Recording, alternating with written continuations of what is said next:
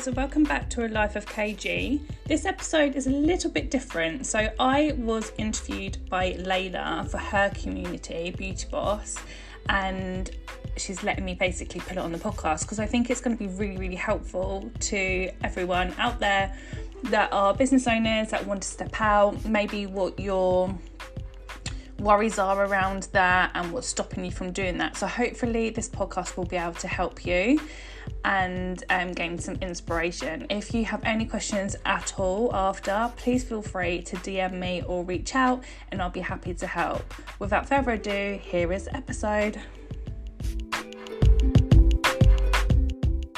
At Buddha Beauty, we manufacture vegan and cruelty-free skincare, perfect for salon use and retail. Our products have been developed alongside our Manchester salons to create a results-driven skincare range.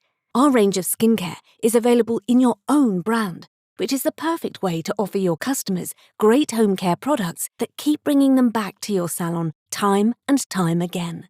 Visit us at www.ownlabelskincare.com to request more information on how you can be selling your own products within 4 weeks.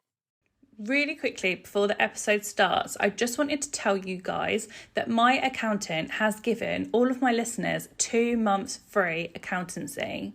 Right now, we really need to be looking after our cash flow, making sure we're saving money, making sure we're saving tax where we can as possible, and also really, really do this. So I would definitely take the benefit of having 2 months free with them. You can find the link below on the show notes. So make sure you click that link and it will give you 2 months free. I highly recommend you do this. So this month for the Take Action Club, the Live with Layla, I am joined by the lovely Katie. How you doing, lovely? I'm good, thank you. How are you? Yeah, I'm really good. I'm really excited for our members to hear your story because so many salon owners are just keen to remove themselves from their salon. And it might not be, every single day, but even 1 day a week or 2 days a week sound rather lovely for them. So I'm really, really excited to hear how you got to remove yourself from your salon, which is still running and very successful today, without you even being there. So before we get started into that, just tell everybody who you are and what your zone of genius is. So my name is Katie Godfrey. I am the owner of the KG brand. So that consists of a beauty salon, that consists of eyelash products and brow products, training academies across the UK and business mentoring. So yeah. So we could sit here and talk to you all day about all of those things, and we'll definitely come back, I think, to talk about another area of your business. But today I'm really interested to find out about you as a salon owner and why you felt the need to remove yourself from your salon and how your tangible steps, how you actually did that successfully, because I know that idea freaks so many salon owners out, but they want to do it, but they're freaked out by, can they actually do it? It freaks so many salon owners out, and that's purely because we're so emotionally involved in our businesses, which is a good thing because we want to invest all of our time, but it's not that good when you want to grow, because if you're emotionally connected, you can't actually grow. So I was working in my salon 6 days a week, every single hour. I had a team already, but I was still the go-to person for clients, which all salon owners will know, because as a salon owner, the clients want you. They don't really want your team unless, you're booked up and they're quite easy going. So I was the main person on the floor. I was the busiest person. I was the one bringing the most money in. And I was also obviously looking after my team. So everyone can relate to that that's watching this. Then I fell pregnant with my little girl, who is now 6. She'll be 7 in a couple of months. And I was a single mum at 10 weeks pregnant. So when I fall pregnant, regardless if I was single or not, I think, right, I'm busy 6 days a week, all hours. How am I going to bring a little person into this world? And then I'm completely on my own. So there's childcare gone out the window. There's help gone out the window. There's me living on my own with a baby. I was like, I'm going to have to get my shit in gear and leave the salon floor.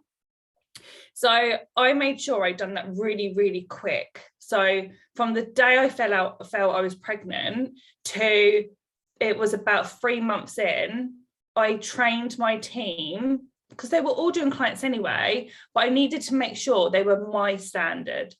They didn't all do lashes, because lash extensions was my baby. I was like, that's my bag. I love lashes. I'll do all the lash clients. So I had to get them trained up on lashes to a certain standard for my clients to go over. I mentored my clients to, you know, here's my team, they're trained by me, I'm leaving the salon floor, but I'm not going anywhere as if this is still my salon. Because I'm not here, it doesn't mean I'm not contactable. It doesn't mean I'm not mentoring my team. It doesn't mean that I'm not watching every single move. I'm just not physically doing treatments and on the salon floor. And I've done that process with my clients for 3 months. I've done that process with my girls for 3 months. And I left being 3 months pregnant. So I had that whole time from 3 months to 9 months, checking in, making sure the systems all worked, making sure there was no complaints or issues.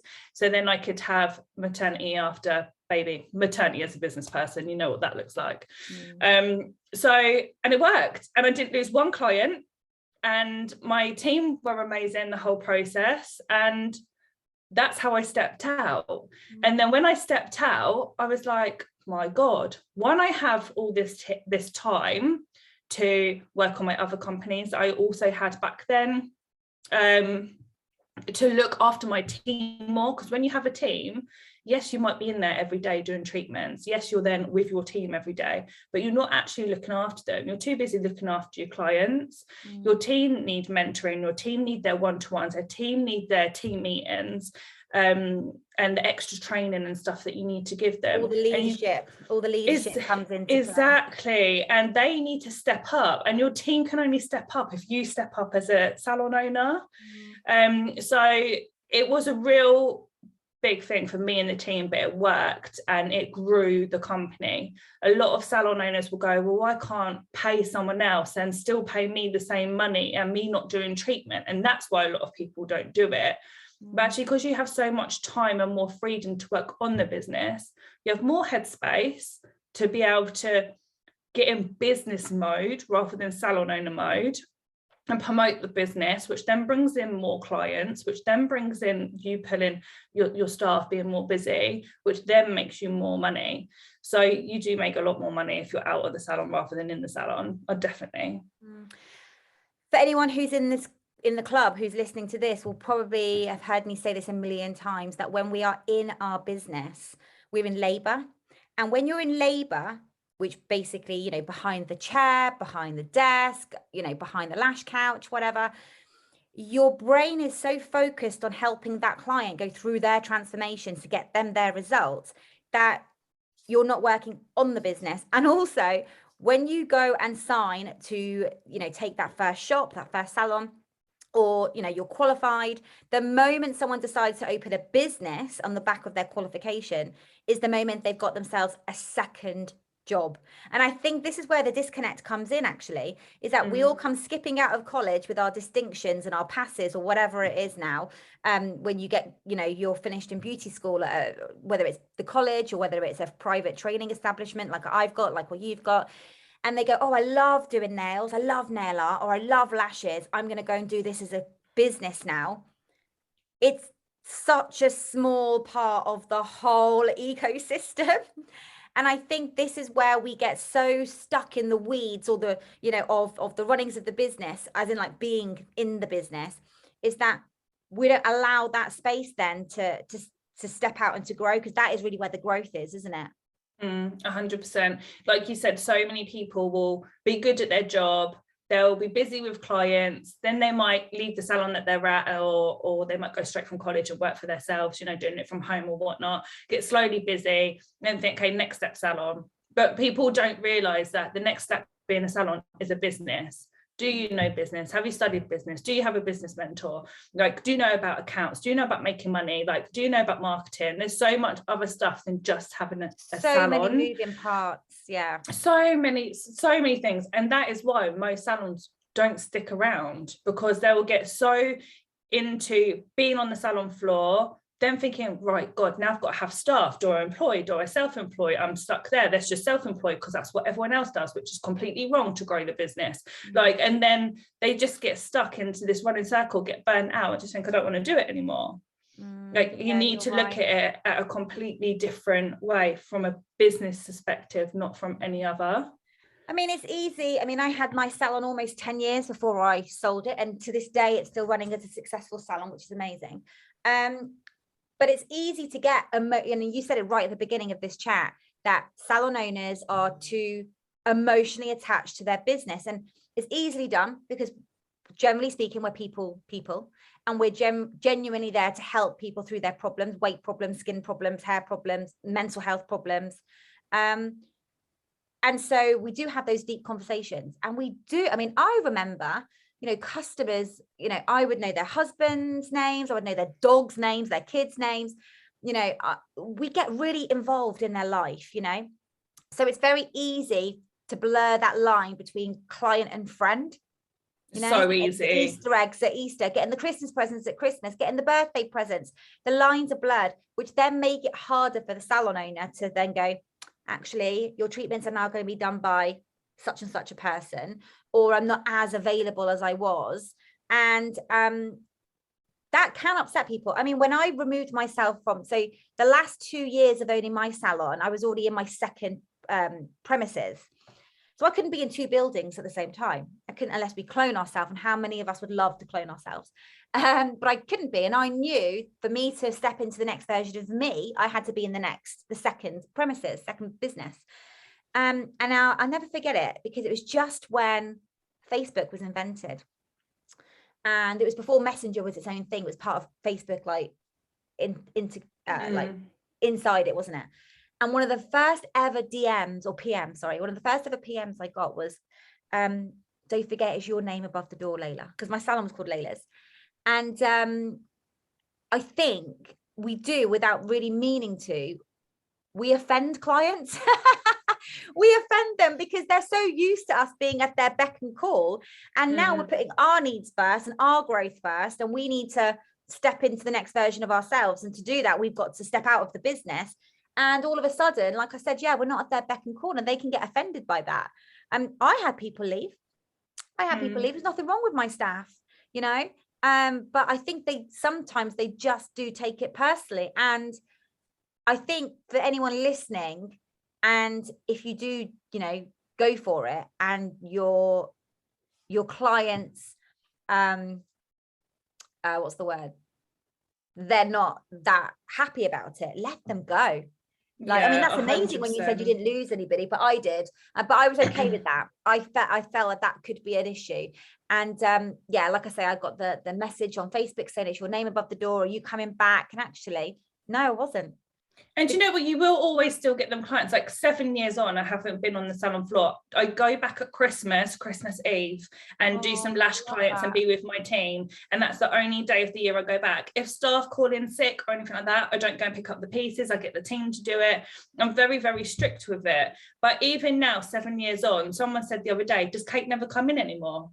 Like, no, actually, because I'm busy building the business, not being inside here. But they will never get that mindset. And sometimes you do get really down. I'm a really sensitive person, so as much as people look at me and go, she's really business minded, I wish I had her mindset and stuff like that, I'm still very sensitive. So when my team say something like that to me, I'm like, I'll get offended, and I'll be like, oh my God, what does she think of me? And then my head has to switch again and be like, no, she's never going to understand my mindset. She just thinks my team are working and I'm swanning off, not doing anything else. But why have to justify yourself? It's your business. Oh, definitely. Definitely. I mean, I'm sat here now in my house in Spain. This is actually one of my guest rooms. And I had a few of that. So I lived here 3 years.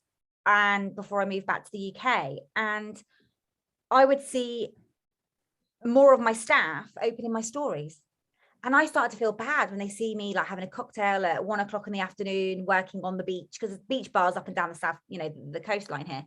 And I'd be thinking, oh, I bet they just think I do sweet FA, and I'm just sunbathing, or I'm lying next to the pool, or I'm down here, I'm down.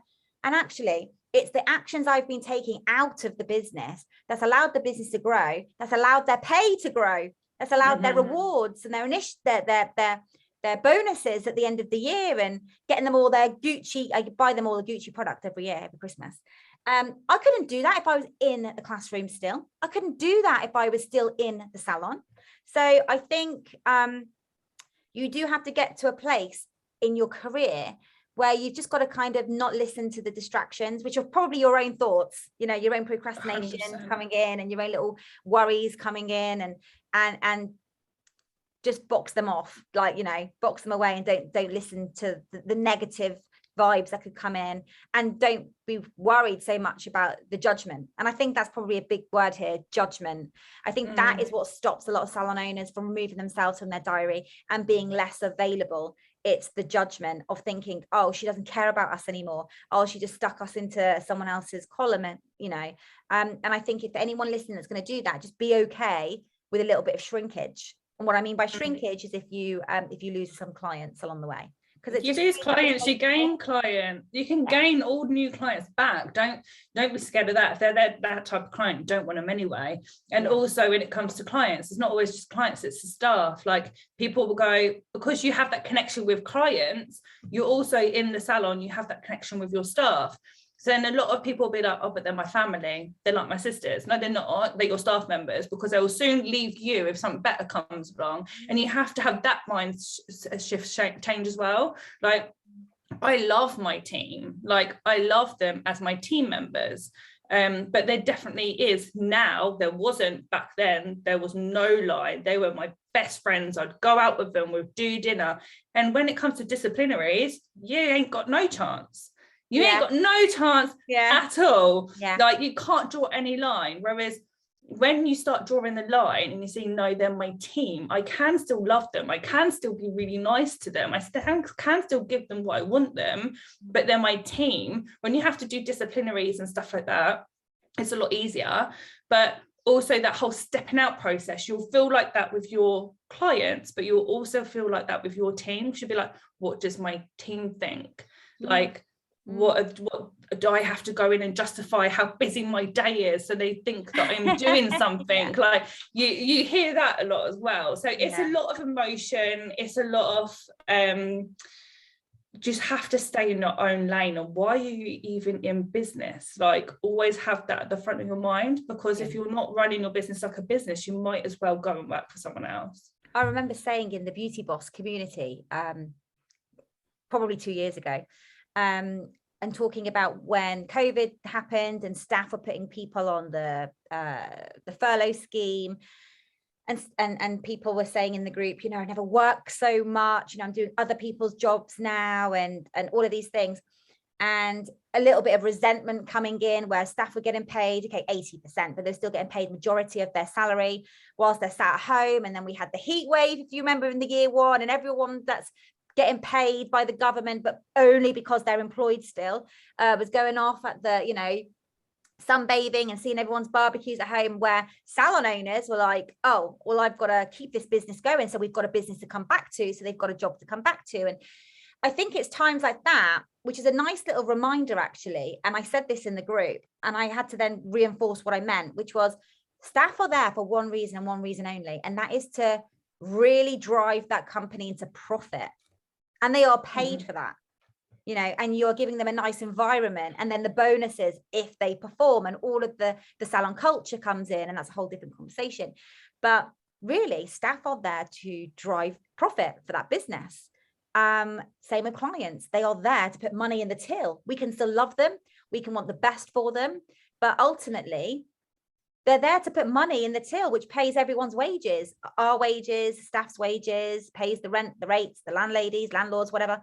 And so I think sometimes we just need to have that little reality check in our minds, and remove the emotional part. I just did a post just today. It's really weird we're talking about the word emotion. You said it at the beginning.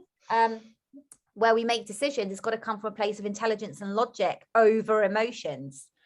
And I think, I mean, you sounds like you did it perfectly, where you weaned your clients into other people's columns.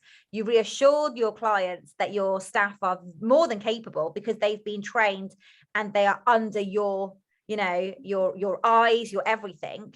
And that gave your clients confidence, which is why they didn't leave. So they don't all have to leave.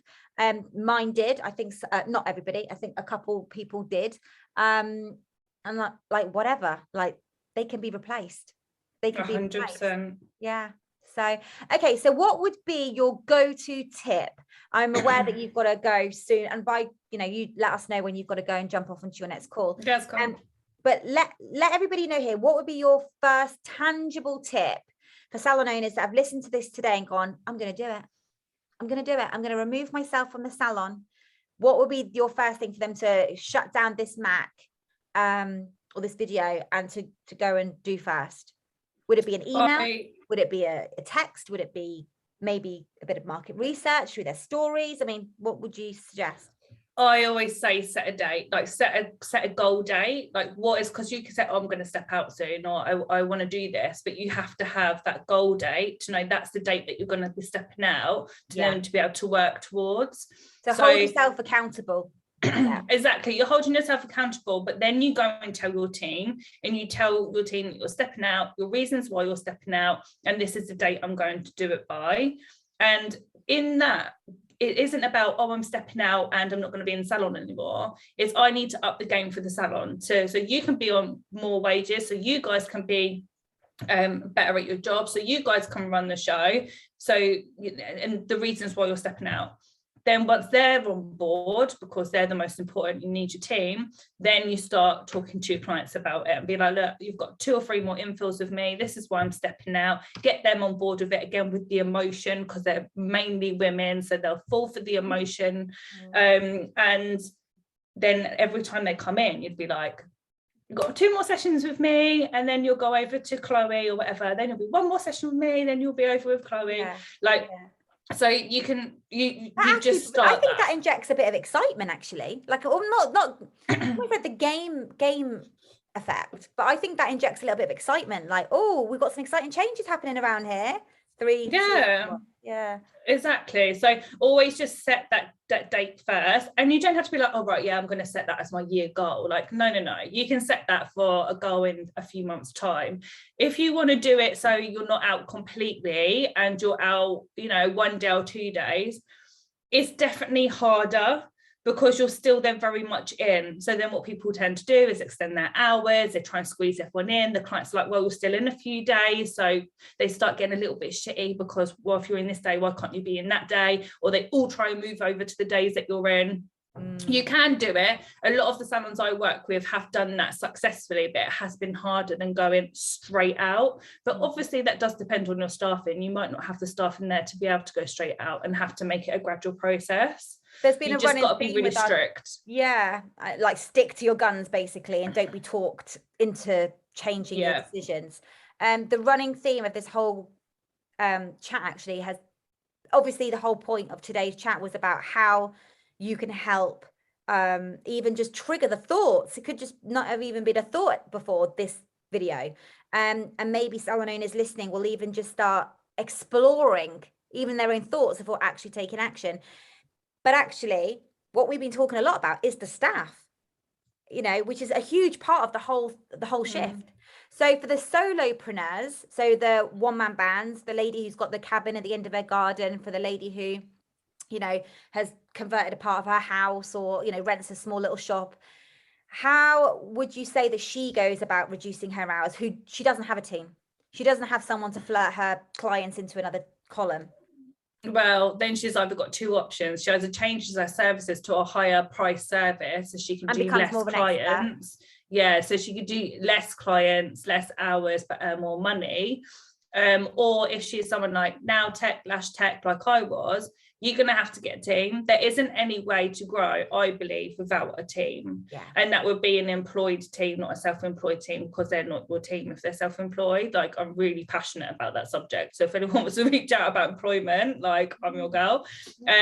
But yeah, you have to build with a team. So it's going to take obviously a lot longer, because then you're going to have to find just a staff member. You will be nervous. You might want to just take them on, part-time, then you would just drop a day or so and do that gradually. So it'll be a longer process, but it will definitely be worth it.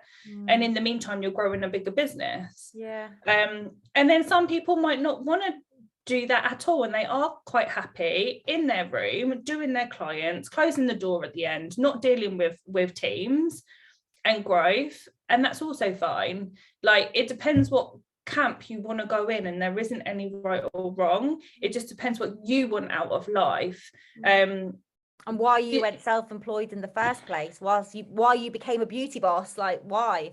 Exactly. Like, do you not want to just answer to someone and you just want to do your hours and go home? Then you've got to stay there with no team and, you know, work how you're working, and that's what makes you happy. You need to stay doing that.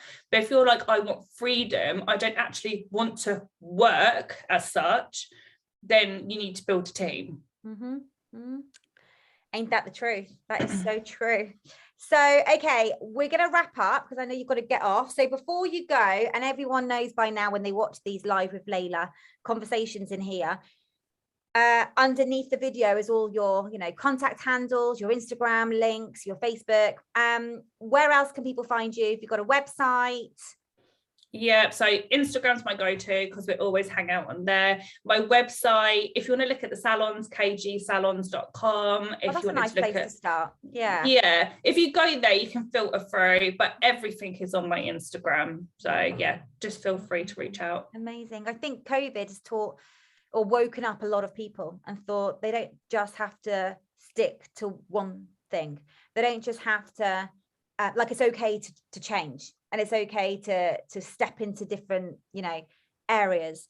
And I think a lot more salon owners are now really opening their brains to that possibility of stepping out of the salon or doing another industry at the same time, or even stepping out of the industry entirely and finding a new passion, a new focus. I think all of the above is okay. I think people they've had a lid on a lot of things for a long time, and then when we lost freedom and we were controlled essentially by a government, I think people now are thinking, hell no, I've got one life and I don't want to be stuck in this salon 8 days a week or 10 hours a day. There's more to life than that. And I think a big lesson as well is that the salon is there to fund your lifestyle. I think it's a lifestyle. That's where my headspace is at. But I think the salon is there to serve your life, not the other way around. It works. Oh my God. It works too, not the other way around.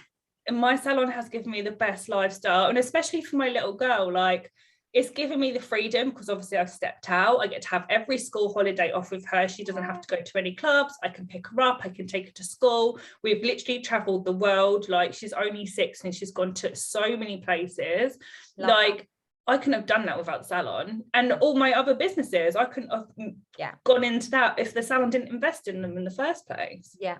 Love that. I love that. Okay, lovely. What have you got planned for the rest of the day? I'm podcasting for the whole day, so I'm just talking.